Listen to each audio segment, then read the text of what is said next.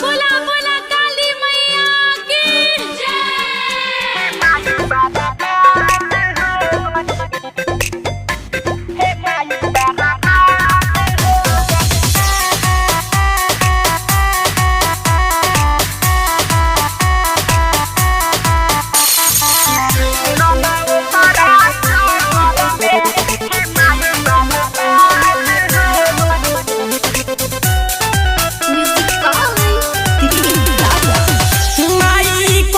कहीं हमर लूटी गई उसे नेहनता सब छूटी गई।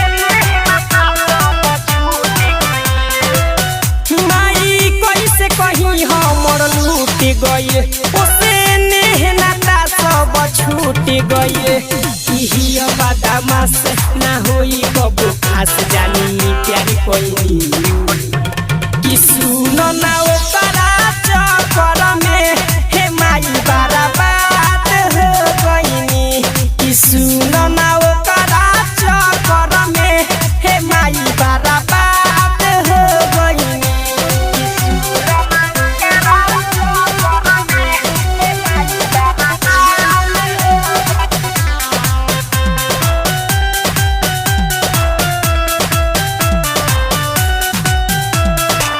कितना बताई हम दिलवा के भेदी बोल ले ऐसे जैसे जान ही देती। कितना बताई हम दिलवा के भेदी बोल ले ऐसे जैसे जान ही देती। कोइल सछल दिह माई फल हाथ बेकार धइनी। ई सुनो ना ओकरा चक्कर में हे माई बर्बाद हो गई। ई सुनो ना ओकरा चक्कर में हे माई बर्बाद हो गई।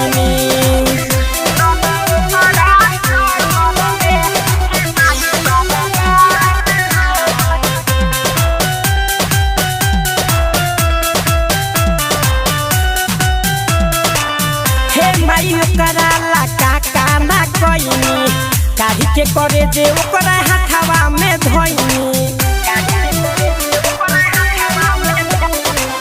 हे माई ओकरा ला का ना कइनी काहे के करे जे ओकरा हाथवा में धइनी। गिराए ना सती से आगु मनी से संगला चार भइनी।